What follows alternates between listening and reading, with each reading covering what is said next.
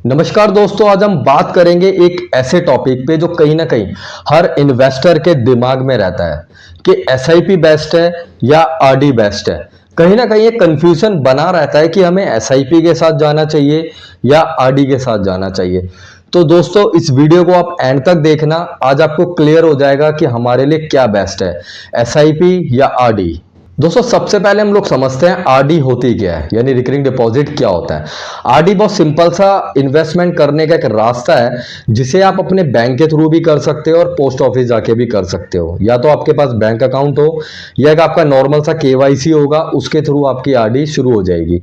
RD में आपका क्या होता है कि एक आप फिक्स अमाउंट अपना बताते हो बैंक को कि मुझे हर महीने 500 रुपये इन्वेस्ट करना है, 1000 रुपये, 2000 रुपये। वहीं बैंक आपको पहले बता देगा कि हम आपको इतना रेट ऑफ इंटरेस्ट देंगे, जो भी उस समय चल रहा होगा, 5, 6, 7, 8, हाईएस्ट इतना ही होता है। इससे ऊपर आपको आरडी में रेट ऑफ इंटरेस्ट नहीं मिलता है। तो उसके बाद हर महीने की एक डेट पे आपके अकाउंट से वो पैसा कट जाएगा और उस पैसे पे आपको जितना बैंक ने रेट ऑफ इंटरेस्ट बताया है वो आपको मिलता रहेगा। आरडी जो होती है वो मिनिमम 6 महीने की होती है और जो मैक्सिमम होती है वो 10 साल तक के लिए आप कर सकते हैं। तो इसे हम सिंपल आरडी कहते हैं। अब दोस्तों, आरडी के कई सारे बेनिफिट्स भी होते हैं। तो सबसे पहला बेनिफिट क्या होता है कि आपको इसमें फिक्स रेट ऑफ इंटरेस्ट मिलता है, यानी बैंक ने जितना रेट ऑफ इंटरेस्ट बोल दिया तो आपको उतना मिलेगा। दूसरा, इसमें आपको क्या बेनिफिट होता है कि ये बिल्कुल रिस्क फ्री होती है, यानी मार्केट की तरह इसमें किसी भी तरीके का कोई रिस्क नहीं होता, यानी वॉलेटाइल नहीं होती है और एक टाइम पीरियड के बाद आपको आपका पैसा मिल जाता है।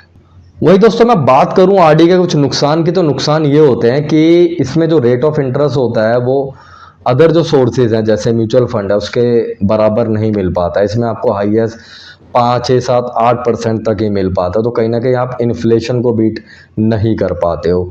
साथ में एक और आपको नुकसान क्या होता है कि जैसे अगर आपने आरडी की 5 साल की और आपको पहले ही पैसे की ज़रूरत पड़ेगी, तो उससे पहले अगर आप अपनी आरडी को तोड़ते हो तो कहीं ना कहीं आपको जो बेनिफिट हुआ है उस पर आपको कुछ टैक्स देना पड़ता है।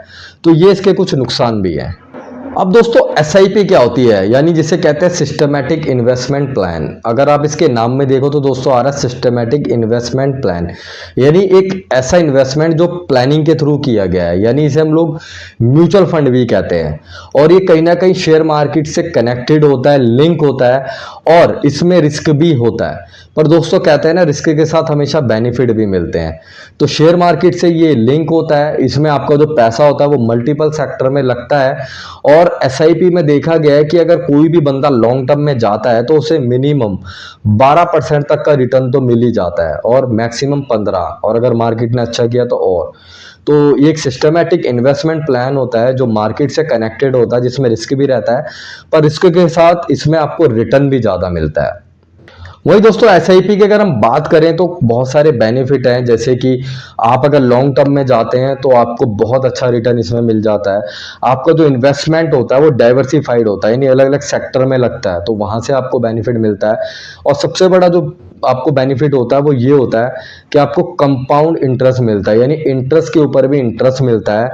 और यही रीज़न है कि जो लोग एसआईपी में लॉन्ग टर्म में जाते हैं उनको काफ़ी बेनिफिट मिलता है, काफ़ी फायदा मिलता है। अब दोस्तों, अगर हम थोड़ा कंपैरिजन करें आरडी और एफडी में, तो मैं अगर रिटर्न की बात करूं तो एसआईपी में आपको ज़्यादा रिटर्न मिलता है, वहीं पे दोस्तों आरडी में आपको रिटर्न काफ़ी कम मिलता है।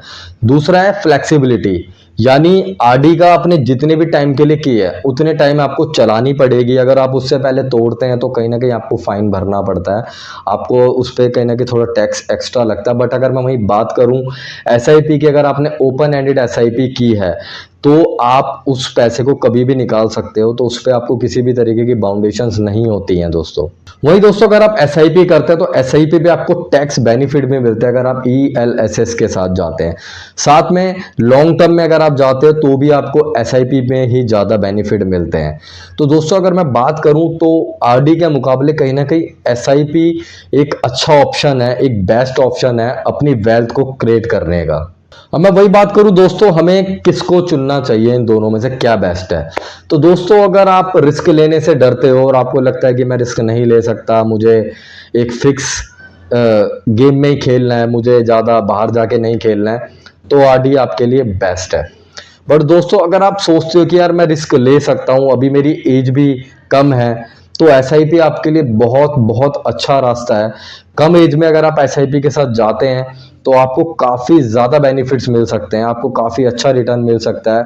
और इंडियन स्टॉक मार्केट तो अभी आप देख ही रहे हैं कि बूम है, क्योंकि इंडिया जो है वो अभी एक ग्रोइंग इकॉनमी है, तो यहाँ पे अभी काफ़ी काम होना है। तो अगर आप एसआईपी को करते हैं जो कि शेयर मार्केट से लिंक होती है, तो आपको ज़्यादा से ज़्यादा बेनिफिट मिलेगा। और दोस्तों वही कहा जाता है ना कि बिगर रिस्क के तो कुछ मिलता नहीं है। तो अगर लाइफ में हमें कुछ चाहिए, कुछ बड़ा करना है या पाना है, तो रिस्क को लेना पड़ेगा आपको।